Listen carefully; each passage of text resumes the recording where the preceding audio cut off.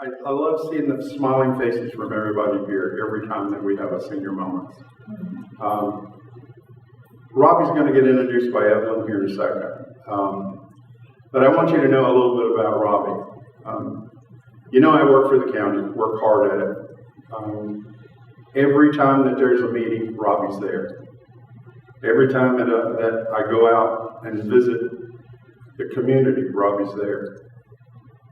Every time that I ask a question, normally, that's a good word. Normally, Robbie will call me back and give me the answer. Now, it may not be the answer that I want, but it's the answer, and I believe him to be truthful. He's helped this community. That's what his job is. But on top of that, he's the sheriff, or deputy, excuse me. He works extremely hard protecting our community, and he works extremely hard protecting me and you, and he keeps you informed.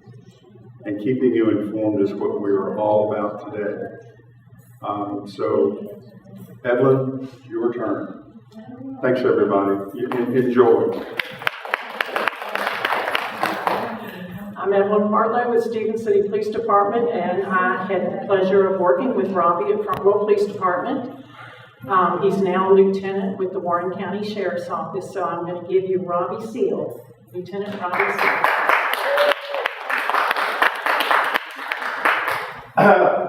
Good morning, everybody. Good morning. Notice I have a smile on my face, right? Why is that? I'm happy.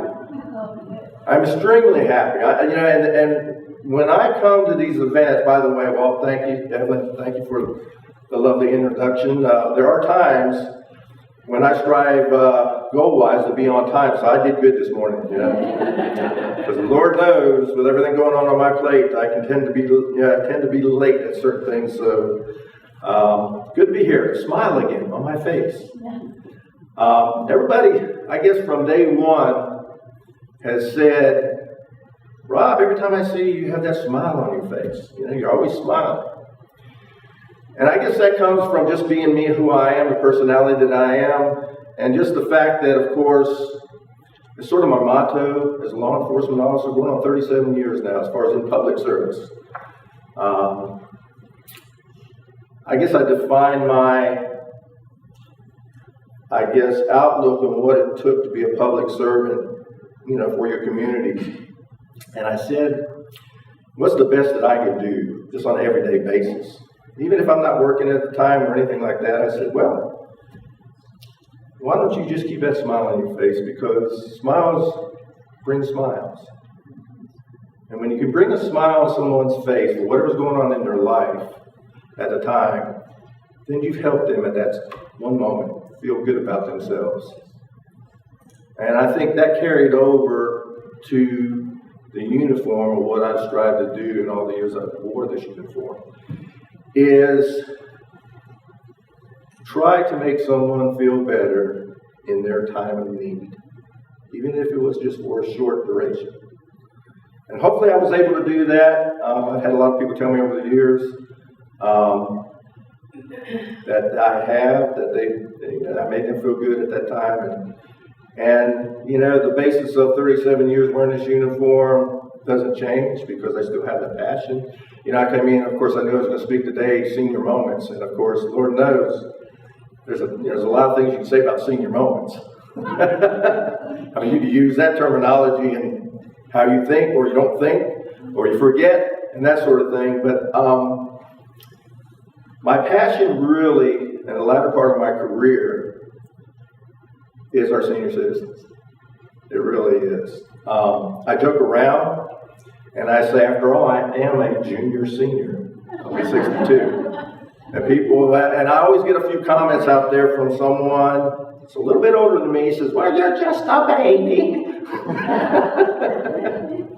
And so it's very humorous, but I have the passion still to serve, and especially for our seniors. I religiously, how many of you are familiar with our Warren County Senior Center? Okay, we do. Warren County has a senior center, and it's located up on the north end. Anybody remember when they used to Turner Robert Shaw? That's a church, Turner Robert Shaw Funeral Home. Well, right behind that, right next to the ball field, softball field, and the tennis courts. It's right next to the tennis courts, right next to the ball field. Brick building. That is our Warren County Senior Center. And how many of you, I know, I see familiar face, how many of you weekly or daily go to our Senior Center? We have a few hands sticking up here. And do you not have fun there? Fun. Yes, a lot of activities. The director, Misty Alger, does a fantastic job, just having activities for our seniors that visit there. And of course, they got the Meals on Wheels program that I assist with. So, and I go there occasionally to talk. A lot of things is about scams. And actually, not even scams as much as if I'm there and I want to talk about, a certain thing, I talk about what? Everyday life. If it's Hawaii, did that land? Yeah, obviously I'm a product of Hawaii. But yeah, talk about what's happening in their lives. And it could be as hot as it is. All right, how are you protecting yourself against heat stroke, heat exhaustion? All right, let's go through that, yeah? So we just talk about everyday life that concerns our seniors. And it's a great experience going every week and speaking with those. I comment about education a lot with our seniors. And I went to college, but I decided to forego college and became an entrepreneur. I wore a lot of hats. Other than police work, became a licensed realtor. I'm a home improvement construction contractor, soon to be home inspector. So I wore a lot of hats on the florist business. So I foregone my college education, but I look, people say, how'd you get your education? Obviously, I got it from Senior Citizen University. And they go, what? And I said, Senior Citizen University. I said, there's branches, campuses all over the country. If you want to learn from that university, all you've got to do is sit down and listen to the stories and experiences of those that lived before you. And you will get the best education you've ever received in your life from those storytelling, from their life experience, from their knowledge. And I like to pride myself the fact that my education in life, for not completing my college education, has been through Senior Citizen University. And it has been. So I applaud all of you for living a great life, doing what you've done in your living, and sharing your experiences with those that want to listen. And I hope there's a lot of people that really want to listen to your stories, because they're amazing, amazing stories, amazing stories. So much for the to-do of why I do what I do. Now, I'm here today to talk about things that probably interest you. I'll start really with how many of you drive? Still drive, right?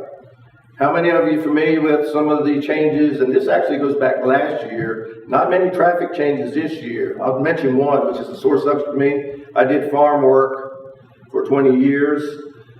Learned a lot from farm work. Helped me become a man that could be pretty much handy doing everything from electricity, carpentry, and everything else. But one thing that was really a sticker, been wearing a uniform, was watching these vehicles with these farm use tags. How many of you seen vehicles with farm use tags? And you wonder, how in the world is this vehicle, this passenger car, getting away with farm use tags on there? Well, why do you think people put farm use tags on their vehicles? Anybody want to guess? On vehicles that is not a farm use vehicle. They want to get away with something, right? Yeah, they do want to get away with something. Absolutely. What happens if you don't pay your personal property taxes? What can happen? They'll take the car. DMV will the Commissioner of Revenue's office will put a stop on the reissue or the re-registration of your driver's license. The driver's tags. In other words, your registration on your vehicle. So all they do is they'll contact DMV and say, hey, this person has not paid their taxes. in some time, we request a stop put on their renewal on their registration. So now, if they can't get it registered, they have expired tags on their vehicle, right? Right. So what do you think they're doing to circumvent those expired tags on the vehicle? Putting farm use tags. That's one real good reason, you know, why they do that. Well, for years, a lot of vehicles are going, we're going out just putting, you can go to the hardware store, get a farm use placard that said farm use. Red and white looked like a license plate, but it said farm use. A lot of people didn't realize before, with those type of plates, you could put that on a vehicle, but that vehicle had to be a truck, 7,500 pounds or more. Couldn't even be on a little pickup truck. That was by Virginia State Code. And so, over the years, those were the only vehicles that could have that there. Well, with the recent legislation by the General Assembly this year, effective this past July 1st, there cannot be any vehicles out there with those nice little red and white farm use tags. Any farm use tag now has to be regulated by who? PMV, period. And it won't be those red and white. It'll be a standard Virginia license plate that probably says farm use. You see that on a lot of big farm use vehicles. So that's one of the major ones that law enforcement is excited about, because we get a lot of complaints of farm use tags. For a lot of vehicles riding out here with those farm use tags. All right, last year, 2021, we have a new governor. Youngkin now is looking to reverse this. There's a lot of secondary, or let me put it this way, primary traffic offenses that became secondary. Anybody knows what that means? All right, if you run a red light, would that be a primary offense? Yes, that'd be a primary offense, right? What about seatbelt? Of course, that's changed. Prior to the change in Virginia, seatbelt law, would that have been secondary or primary? Well, it was secondary before. All right, for adult drivers, with the exception of child restraints.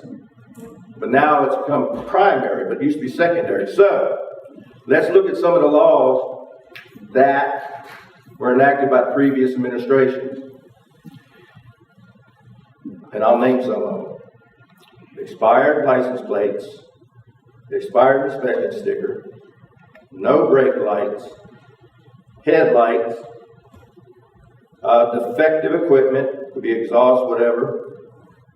Those were all primary offenses. In other words, law enforcement could stop any vehicle on those infractions until 2021 March, when they became secondary offenses. So, what that meant was, if you had expired license plate or registration on your vehicle as of June 30th this year, and it still applies, it was expired on a sticker, but law enforcement could not ticket you until the first day of the 4th month afterwards. July, August, September, October 1st. So you had expired tags on June 30th, but law enforcement could not write a ticket until October 1st. Can they still stop? You can still be, that's a secondary offense, and that applies also to the other list that I gave you. Expired tags, not having a signal light out or a brake light out. It was hard to get into the DMV. All right, so that became secondary offenses, which used me as a law enforcement officer. I could not stop you if I saw that, unless I observed a primary offense, which would have been what? Going through a red light, going through a traffic signal. I mean, a stop signal, whatever. I had to be able to stop you for a primary offense, and then once I stopped you for that primary offense, then if I saw you had, expired inspection and so forth, I could cite you on those as well, if I wanted to. A lot of reasons why those traffic laws became, not necessarily a lot of reasons, one primary reason I should say, why the primary offenses became secondary offenses. And it was over I guess, back then, the argument that law enforcement was sort of profiling people, certain individuals on traffic stops, and then taking upon themselves to look for drugs more than anything on these offenses. And what exists today in our country that's pretty much gotten to the point it's epidemic proportions in a lot of localities. What is a big issue that's going on in our country right now in every locality? Drugs. Mental illness, drugs, the opioid issues, the overdoses. And, my argument, personally, is when you take that tool away from law enforcement, because there are a lot of means of us looking further in plain view, the plain view doctrine that exists constitutionally, of an officer approaching a vehicle, and then upon just plain view seeing what's in that vehicle, without a search, other than plain view with your eye, and then seeing something else is amiss, possibly drug-related and everything, and then going further from there on the plain view doctrine. That's been taken away from us with these primary and the secondary laws. So in essence, how many drugs people are getting away with transporting drugs in a world in which we are now faced with a drug crisis? Absolutely. Doesn't make a bit of sense to me. So hopefully those, from what I understand, the new administration is looking to reverse a lot of those. I can honestly say a lot, with law enforcement, I was a prime example. I sort of lived my career teaching other officers. If you'd stop 10 people, have a 50-50 approach. Be fair. Listen to what their excuse is, listen to what their concerns are, make an informed decision. There's nothing written in stone that a officer, shall or will issue a ticket. That's a discretionary thing. Thank goodness, officers are given that discretion. Which, by the way, there were some agencies, I don't know exactly who, but it's been known the fact there are agencies, administrations in those agencies that set quotas for their patrol law enforcement on ticket writing. All the years I've been in Front Royal, now with Warren County, no such animal exists. None whatsoever. Never has. In all my years, again, wearing this uniform. But there are agencies out there that have quotas, or still quotas, whether it be by their sergeant, whether it be by policy, I don't know. But it's been known to happen. But new legislation this year, effective July 1st, forbids any law enforcement agency on setting any quotas whatsoever. Period. So that cannot exist in the Commonwealth of Virginia.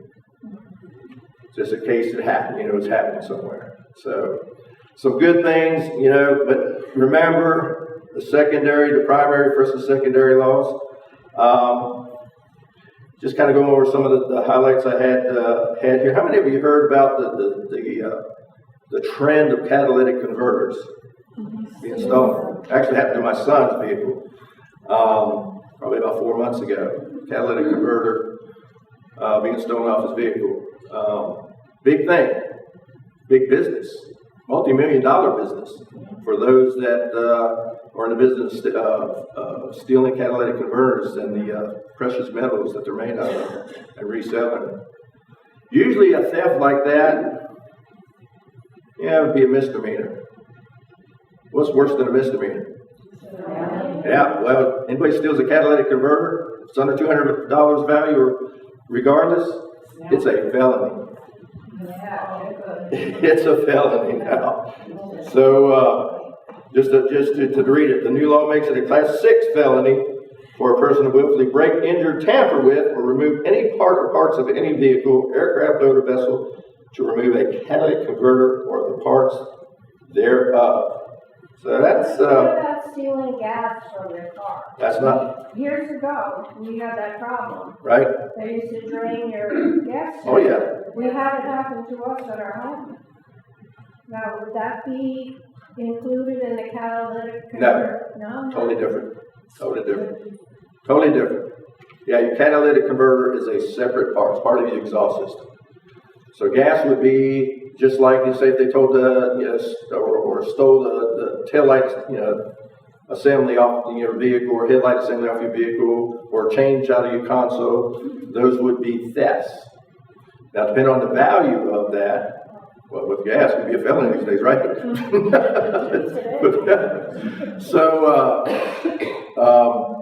They would probably be, for the most part, misdemeanor offenses. Somebody steals your gas, that's value. So it would be a misdemeanor offense.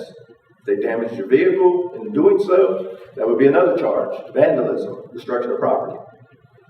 So yeah, it wouldn't be a felony, it would be a misdemeanor, which is punishable by up to 12 months of jail or $2,500 fine. So yeah, separate offenses, not a felony. Very rarely, other than the theft of a vehicle, all right, when you start talking about value of property, do you reach the threshold of a felony with a theft, on the theft aspect of things. So yeah, this is big when it comes to catalytic converters, just being designated as a Class 6 felony. And the basis of why is because it's predominantly in every society, people are doing this. And so they're making it a felony to stop the practice altogether. To sink some teeth into the practice of those that are criminally doing this. So, and it's a good thing. Hopefully we'll see what happens, but hopefully that it will, yeah. Is that nationwide or just Virginia? That is Virginia, as far as Virginia. I'm wondering, because I get a lot of emails about Yeah, from Pennsylvania. that's Virginia. And they're having a lot of count. I'm sure just like all across the country, once you have one state, or a couple of states that enact legislation, other states will follow suit if they have a similar problem and everything. So, yeah. Concealed weapons. This is one we used to charge years ago, back in my day. Switchblade knife. Anybody know what switchblade knife is? Is that a concealed weapon? If somebody was hiding that in there, and unbeknownst to you where you couldn't see it, would you consider that a concealed weapon? Oh yeah, absolutely. No longer. No longer. No longer. Selling or possessing switchblade. The new law eliminates the prohibition on selling, bartering, giving, furnishing, or possessing with the intent of selling, bartering, giving, or furnishing a switchblade. So now a switchblade. All right, somebody carries a switchblade, and it's not a concealed weapon. How many of you carry concealed weapons? Or not a switchblade? How many of you know about some of the gun laws out here with how you transport a firearm? All right.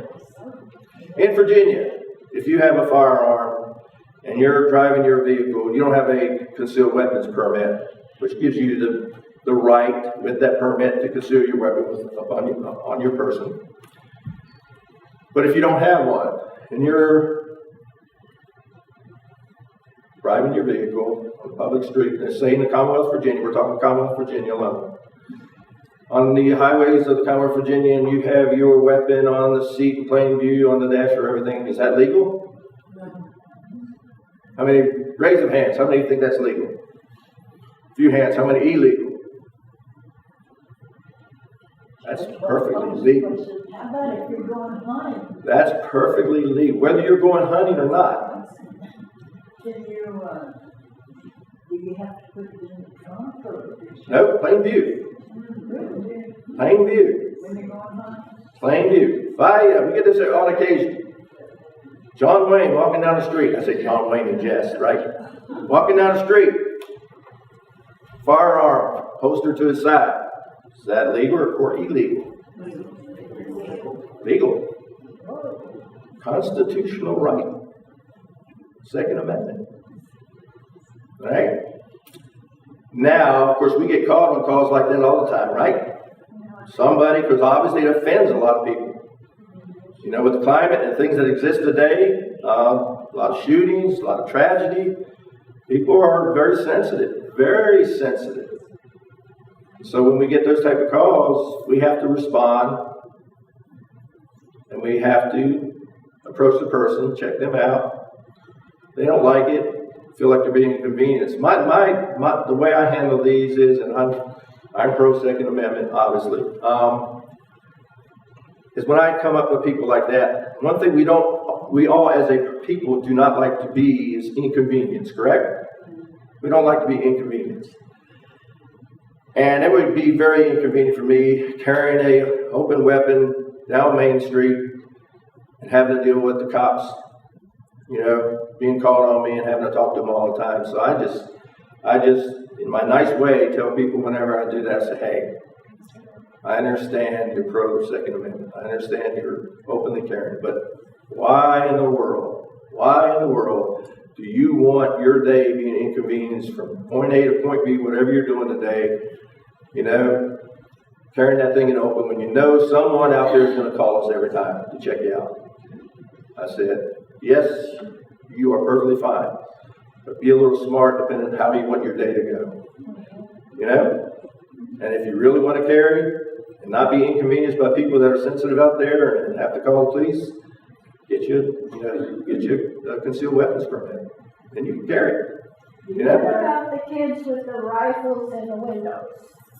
Now, there are certain regulations, been on the county, about carrying a loaded weapon. All right? So, generally, I mean, we see it many years ago. You're going to find these laws, and the best resource I can point you to is, what do they call it now? I always want to refer to them as Virginia Game and Inland Fisheries. I'm going to stick with that because I lost it. I didn't know they changed it. They changed their name. Division of yeah, exactly. So anyway, you can go on their site. On their site, they have all the localities in the Commonwealth of Virginia. When it comes to, of course, the sites are, or the site itself governs the laws when it comes to hunting and how to transport a weapon during hunting season. And in a lot of localities that are predominantly urban, which means more populated, all right?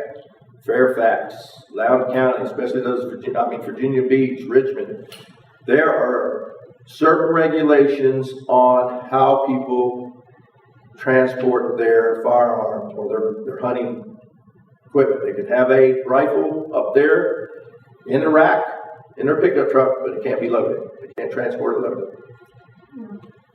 Now, loaded, does that mean chambered, or does that mean actual bullets in the gun? That's actually bullets in the gun. Okay. Yeah. Give you a tragic,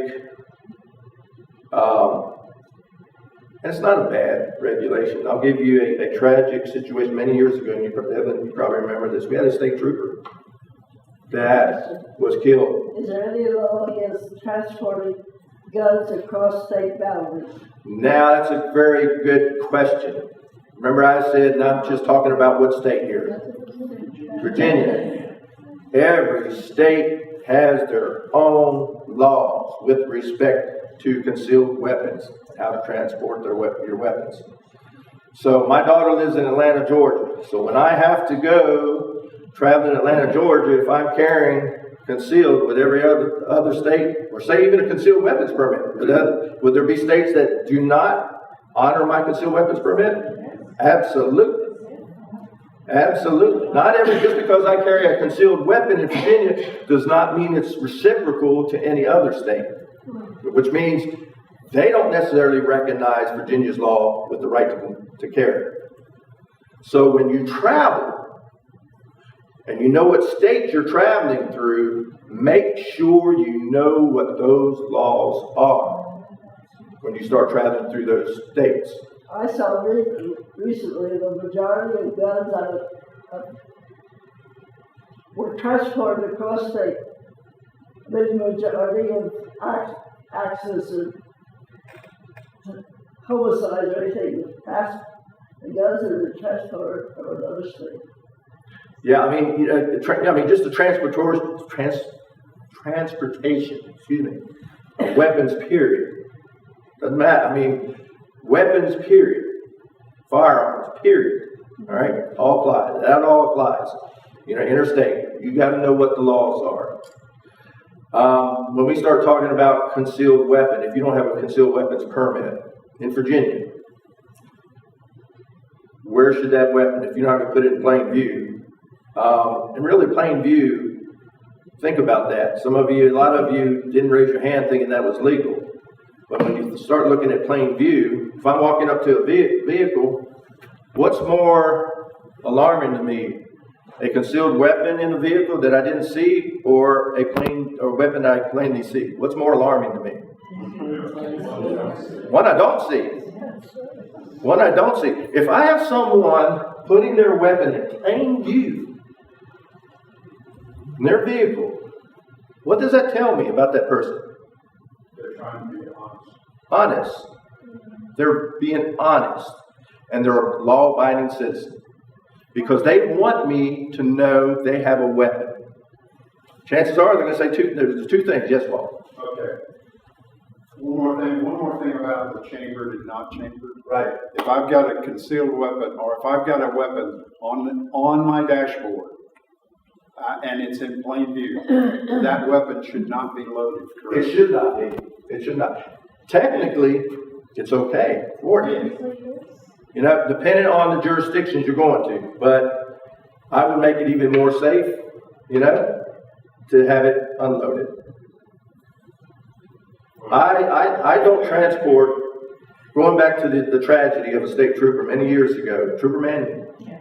We celebrate in memory of his death every year at the for Police Memorials Week there at the Academy.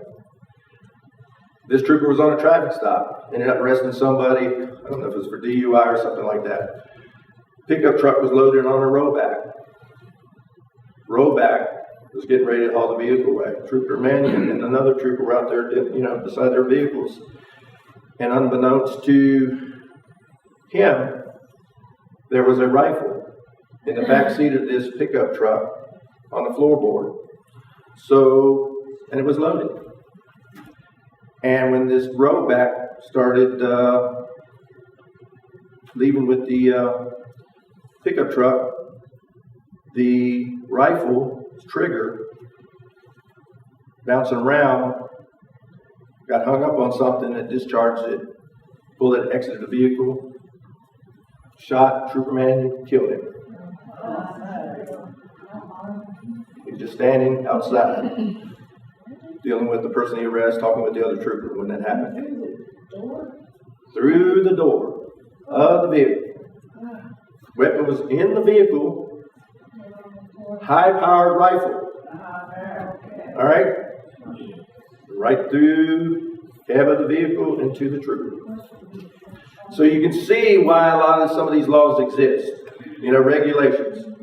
Doesn't necessarily take your Second Amendment constitutional right to carry a firearm totally away, because it's about carrying, that constitutional right is your right to own and possess a weapon. But there's certain regulations when it comes to how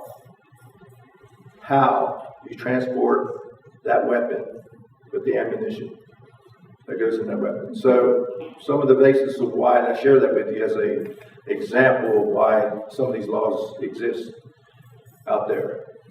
So, yeah. Do you wear a bulletproof vest? Do I? That's what this is. This chest really is Robbie, I want to talk a little bit about hands-free cell phones. That's a big. Yeah, thank you. Yeah. Yeah. What do we know about cell phones now in Virginia? free enough. It used to apply to, before law changed, to like 16 years old, and under. The younger drivers out there, less experienced. Who does it apply to now? Everyone, period. period. So, let's take this cell phone. We all live with our cell phones, right? How many of you have flip phones? Some of us still have those. My dad has that flip phone. He will not go to a smartphone to save his soul. And flip phone is a what? Is that a cell phone? It's a cell phone. Same thing applies. Flip phone, smartphone, doesn't matter. It's a cell phone. So you're driving on the highway, and you have that cell phone on your lap, in your hand. Is that illegal or illegal? You're not even looking at it. Is it legal or illegal? It's illegal. Yeah, think about it. Think about it. It's in your hand. You're not looking at it because you're looking at the highway. But if it's in your hand, what's the thought process? You know? If you got it in your hand, chances are you're waiting on a phone call. If it does ring, you're going to answer it. Or chances are you're going to take a peek at it if it's in your hand. Where's the best place for that? I heard offenses or was that would cause immediate danger to someone else. Oh yeah, absolutely. Yourself and someone else. Yeah. So yes, cell phones, no. Now, you are, say, stopped at a traffic light. Oh, good, I'm stopped. Now, get on the phone, let's see. Oh, my daughter called. Fantastic. All right, I'll get back with her. Is that good? Yeah. You sure? You're stopped now. You're stopped in traffic. You're not moving. You sure? How many of you think that's still illegal? Good, I haven't convinced anybody. Thank you, because you're absolutely correct. It's still illegal. All right? Doesn't matter if you're stopped or not. You are in that automobile, period. With the exception of what? Passenger. Calling the police. Emergency. A lot of laws exist in our Commonwealth that apply to what type of property when you're traveling. That personal property is your vehicle. But when you're cited for an infraction in Virginia state law, where does that apply in your vehicle? The driver. That's who it applies to. Where with your vehicle does that apply to? The whole vehicle. Where? The whole vehicle. Yeah, where, just think of you driving your vehicle to wherever. These laws exist where, and my question is, where? Oh, on the road. Road, which is a public highway. They exist totally public highways. Ouch! Public highway. I'm getting really into this. All right? Public highways. That's right. Yes, public highways. So now, if you're in your driveway with your phone talking on there, does the law apply? No. If you're in a shopping center, public shopping center, people all around going shopping, you got to get on your phone. You just got out of the grocery store, put your groceries in the vehicle. You're on your phone. Let your husband, wife know that you'll soon be there with the groceries. You need help. Is that public or private? Private. How many of you think private? How many of you think public? Don't get confused with me saying a public place. You know, where people are around. All right? Shopping centers is public everywhere. But is a shopping center a public entity as far as ownership, or is it privately owned? Private property. So I can drive through the shopping center and talk on my cell phone and not be in trouble. Yes. Isn't that scary? That is scary. Another thing. Let's start. We're talking about driving now. Boy, I'm going to get really into this. I'm going to stay away from that though. And you're driving. Shopping centers regulate traffic how? Stop sign. See stop signs, right? Yeah. People are courteous to stop, let other people go and everything. Yeah. Yeah, right. So you get in an accident. Somebody didn't stop. Pull it out. Da-da-da-da. Law enforcement call. Can you get a ticket for that? No. Why not? Private. Private property. One exception. What is that? Death. Somebody dies. Okay, well, for that to happen, There has to be driving behavior that is what in nature? Reckless. 2 offenses, really, that can be charged. Reckless driving on private property, and what else? DUI. Oh, yeah, that would make sense, yeah. DUI. Can you be charged with DUI on your own driveway? Yes or no? Yes. Yes. I just said private property. And I've done that. Somebody made it to their driveway. We got the BOL on the vehicle driving erratically through town. Couldn't catch up with it till we saw it, till it pulled in the driveway. Saw it in the driveway, driver's still in it, approached the driver. He was inebriated. Guess what happened?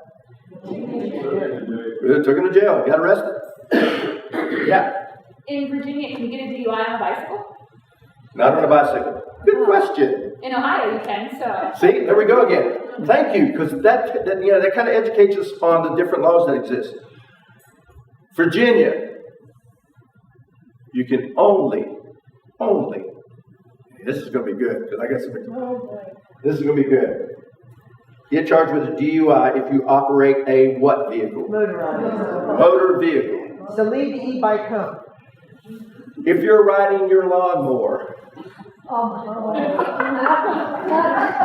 if you're riding your lawnmower on a public highway and you're drunk and you get charged with DUI, does it define exactly how many horsepower that motor vehicle is? It's a motor vehicle. That's happened. Yeah, I knew you were going to say that. I've not seen that yet. I've not seen that, but you know, a lot of things get motorized now, right? Skateboards. It's going to take a precedent of someone, a law enforcement officer, going to go that route to. And I'm sure that law enforcement officer is going to consult with the Commonwealth or the town attorney where they were to get an opinion on whether they can arrest somebody for that. And if, it's going to be interesting. But yeah. Do you mean arrest or just give a ticket? Well, that is a ticket is an arrest per se. All right. When you get a ticket, that's considered an arrest, but it's not a custodial arrest. All right. So in essence, you get a ticket. That's an arrest procedure to give you a paper that says, yeah, you've been cited. We like to use the word violation. Traffic violation. A arrest. There are certain offenses that you have to, because obviously safety is paramount in society. You don't want to leave a person that's driving inebriated in his vehicle to drive after you've given him a ticket, right? Right. So you want to do what? Arrest them. All right? Because that traffic offense is really a class 1 misdemeanor. Do they have to have handcuffs and handcuffs scary? They do. Well, do you wear bracelets? Yeah, but they're not. I'm saying, just look at them like that. Just look at them. Just look at them. It's just heavier, thick bracelets. That's what, yes. That's what I think.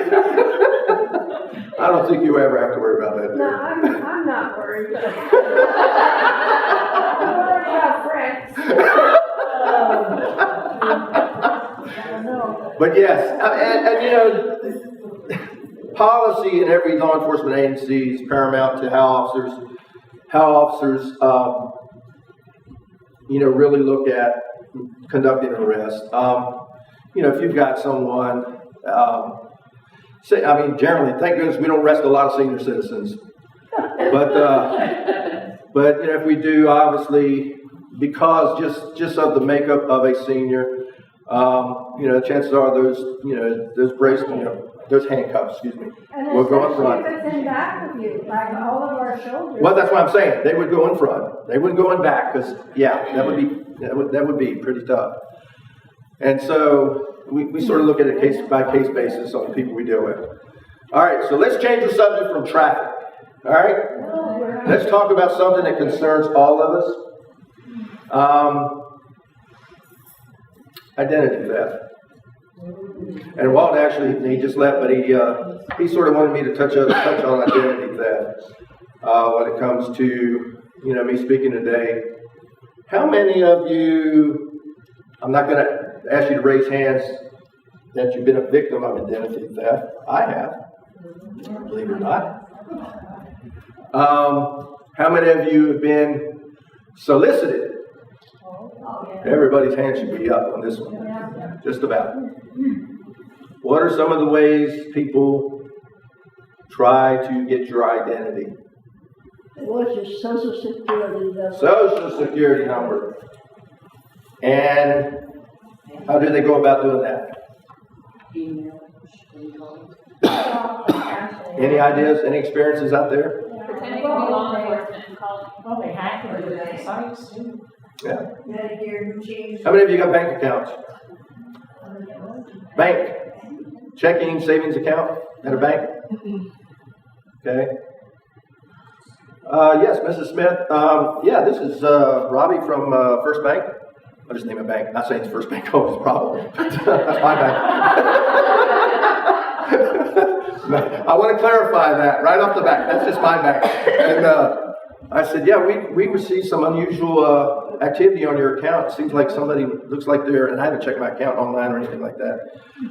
Seems like there's looks like some really strange debits from your account that, obviously we see based on your history and how you monitor your account. It seemed really unusual, so we just wanted to let you know that. Just to verify, I just need some information. What do you think they're going to ask you for? Okay, they're going to ask you for a social security number. They're going to ask you for what else? Bank account number. Routing number. To verify that. The delivery of why they called you, what's going through your mind, and what's happening with your heart at the time. They play on your what? Emotion. Seniors are some of the most emotional people. All right? Why? Because why? Because you have the biggest hearts. You have the biggest hearts. You have the biggest hearts. You want to truly believe that everybody is good. And these scammers out here know you have those hearts. They prey on your hearts. How many of you are grandparents? Great-grandparents? All right? You ever heard of the grandparent scam? Some of you might have so many grandkids you can't forget the names. You can't remember all their names. So when they get called, it says, hey, Jacob, this is Jacob. I was in a terrible accident. Grandma, I says, I really need help. I said, I ain't got no money. I can't get back home. Can you help me? Can you send me one? Wire me money? Western Express. Oh, my goodness. Yeah. And what's going through you at the time? What's happening again? Mine's going crazy. Oh, my gosh. And you're not thinking straight. If you suspect that something is spam, you can go to the government and they can trace it down. Absolutely. I teach this and I drill it. And some of the ladies in here that go to senior center know how I handle this. If you wake up that morning, throughout that day, never had any inkling, any idea, right? Or want to buy this, buy that, then that's kind of, with a lot of us, it's a normal day for you. So, if that was your intentions for that day again, and somebody calls you, and it could be very well legitimate, somebody calls you soliciting a product, or asking for a donation or anything like that, what's the best practice? Hang up. Yeah, no thank you, hang up. And I drill that time and time again. Chances are, if you didn't initiate it, it's a what? Scam. It's a scam. It could be somebody legit. I mean, you look at your police agencies. There are police agencies out there that fundraise, that solicit, for donations from the public. A lot of people ask, does it go straight to the Warren County Sheriff's Office or the Front Royal Police Department or the Fire Department. And, you know, you can have Sheriff's Association of Chiefs Institutes out there, which exist in the Commonwealth of Virginia, that are legitimate organizations that fundraise, ask for donations each year.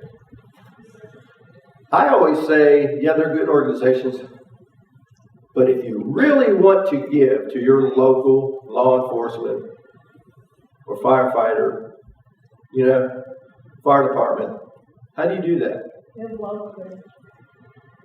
And how do you do that? Wait till the booth's out there on the. Wait till the booth. There's a fire. There you go. There you go. You know the fire department, if you lived here long enough, they have their boot drives, right? Yeah. Wait till the boot drives. Or if you really want to give, you call yourself. You're initiating it. They're not. If you really want to give, you're initiating it. I feel like giving to my local police department, you know, or fire department, or sheriff's office. I'm going to call them. Well, you know the number, right? You should know the number. And if you don't, we're going to make sure that these files for life that I'm going to give everybody here, put all your medical information and everything in there. So I'm going to make sure you're going to get these before I leave here today. And that way you can have that on hand. That is part of the Attorney General's office, and I'm going into the next subject of, you know, come back to identity theft, and I'm going to speak about our triad, SALT triad. Evelyn asked me, SALT triad. How many of you have heard of SALT triad? A lot of you haven't. We need to promote that more. SALT triad. SALT is an acronym. S.A.L.T.triad. Okay? Triad's a group. Really, it just stands for a group organ. SALT means seniors and law enforcement together. Okay? This is actually a program within the Sheriff's Office that's been established for years. For years. And originated. All right? The SALT Triad program actually originated, one of the first in the country, through the Commonwealth of Virginia Governor's or Attorney General's office that implemented a program to educate seniors through their localities.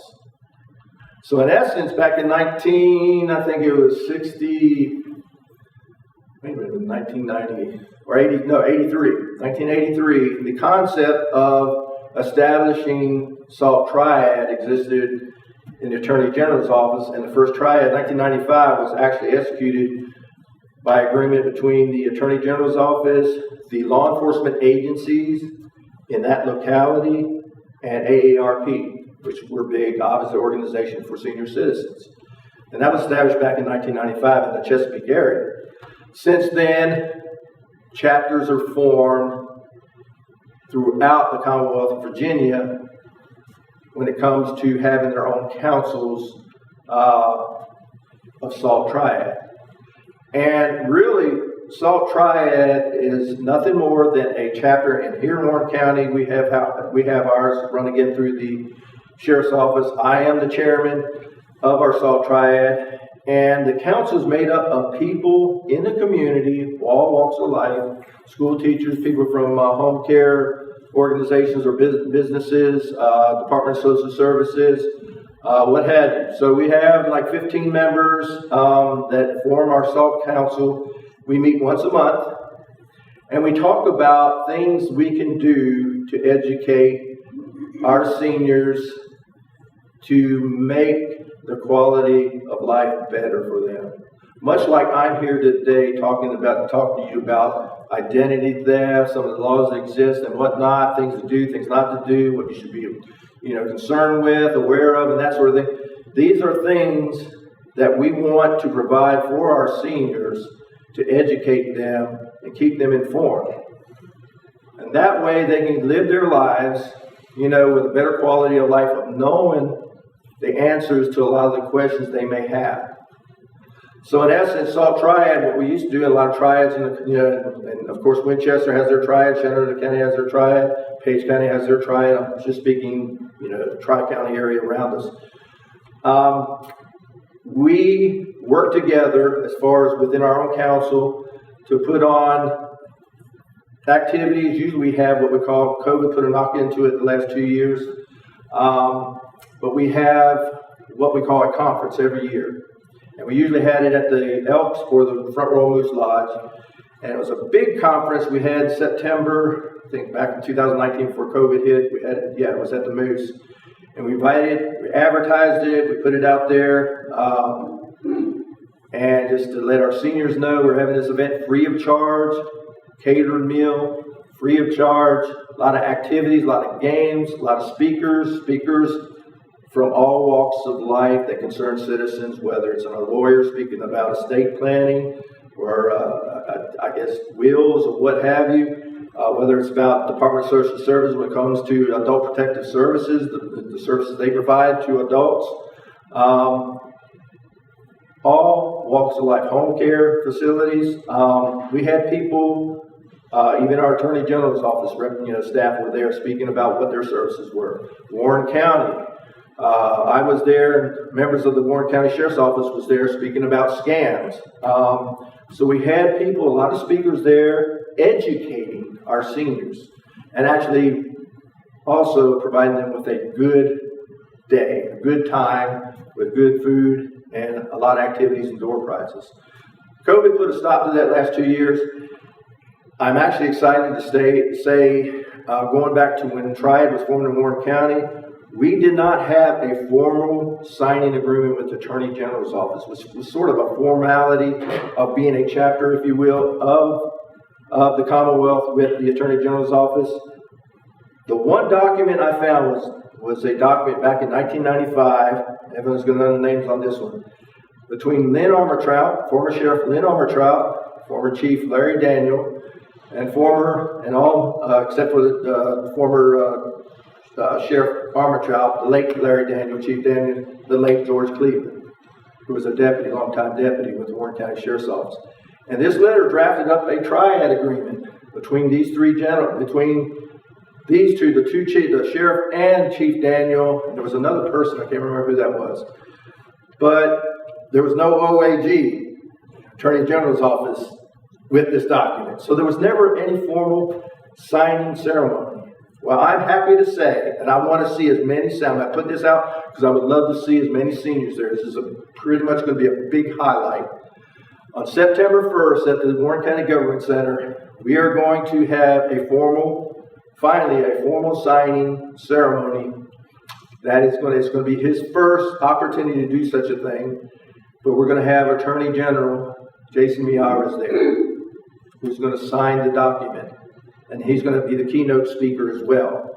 So we're going to be inviting a lot of our local government press, obviously, there as well for this, I call it historic, finally formal signing ceremony.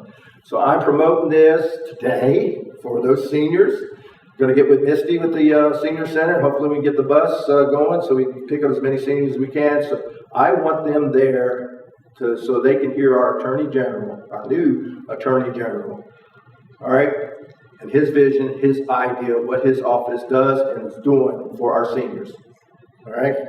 And then, of course, on behalf of our council, the Sheriff's Office Triad Council, Sergeant Terry Fritz, I don't know if you know Sergeant Terry Fritz, he's actually in my office in the community policing unit, and he will be my successor. I am priming him to be my successor when I finally hang this job up. And he's amazing. He has a lot of ideas, a lot of energy. It kind of reminds me back when I was 38 years old, all the energy I had back then. So, but he's done a wonderful job in kicking this off and getting it solidified. So SALT Triads, a good organization, a good program with the Sheriff's Office. You'll be hearing about it from time to time. So for those that heard about it for the first time, you know what it is, right? Right? Exactly. And it's for our seniors. Synonymous with senior moments. You know? So I'd love to see as many of you there. So we're going to, again, promote it, as the time comes, the next month and a half. And love to see you there. Really would. Go back to identity theft. One final question. Is there a way to get a copy of the state Virginia Constitution? The state Constitution? You can always go online to get that. How many of you and a lot of our seniors are really, and we understand this, are really not online or computer savvy when it comes to getting on. How many of you really work by a computer? I can't go online. Exactly. I mean, there's a lot of us like that. A lot of us don't get online. It's probably a good thing, you know, because there's a lot out there that's really negative. That's really negative. What I would do you go to library? Do you go to the library? Library? A what? The library? Yes, I can go to the library. If you go to the library and speak with one of the, I guess the librarians there, they can help you with Well, there's that. a library here today. Yeah, well, I mean, as far as the public library. I can go to this. Yeah, they can assist you with that, because they can get on the computer themselves and, you know, maybe pull it out, print it off, that sort of thing. So yeah. I can request something for the public library. Yes. Yeah. Yeah, they'll help you. Identity theft. Going back on identity theft. How many of you carry credit cards? Everybody should carry credit cards. Yeah. I'm looking one day where they make it. I mean, that's all I do is carry credit. I don't carry cash. Yes, Dorothy. I have a Discover card and had it in my pocket, and they got my numbers and covered the motel rooms. Discover people called and wanted to know if I had been away and slept in a motel. What? Do you remember the last time you used that? Before that, all that started happening? I used it as a gas pump in the Walmart. So somebody, is that the way they did it? Yeah. Let me talk to you. I mentioned I have a daughter in Atlanta. I was coming back. I got near Southwest Virginia. What's one of the townships down there? Whitville. Before I got off 77 on 81. Gassed up. And I had a little Pontiac. Only holds like 20, maybe 20 gallons. And just a couple years ago. Got back home. I think the next day. I noticed $276 charged on my credit card for gas. Oh, my. $276 for gas. What vehicle exists that has $200 and some worth of gasoline? A tractor trailer. A tractor trailer. You know? What do you think happened? How do you think they got a hold of my credit card? How many of you have heard? Well, let me back up. How many of you have gassed up at a pump and noticed these little pink stickers on the gas pump? Just like little stickers on the gas pump for like where the, you know, if they were ever to open up the gas pump, you know, door or whatever, and they have this little sticker here, much like if you tape your door, you know, to see if somebody's going to, you know, that make sure somebody wasn't coming through you using your door and the tape broke and everything. Put a skimmer on. Skimmer. All right. These little stick-on decals are what service stations put on their pumps now because of skimmers. The technical savvy individuals that access that gas pump. All right. So when you put your credit card in there, these skimmers read those numbers off your card. Absolutely. So anyway, it is 11:15. I hear stomachs growling. Am I wrong? Thank you so much. I could go on and on, but maybe next time. I appreciate the opportunity to get up here and discuss a few things and everything.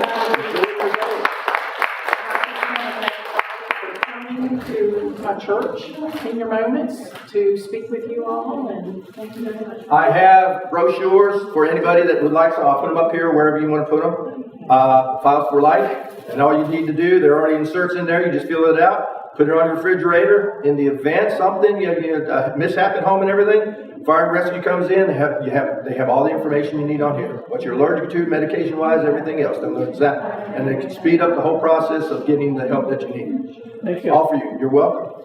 I will hand them out to you in the cafeteria. And of course, brochures of our triad to kind of educate you as well further on what our triad's about. Thank you again for having me.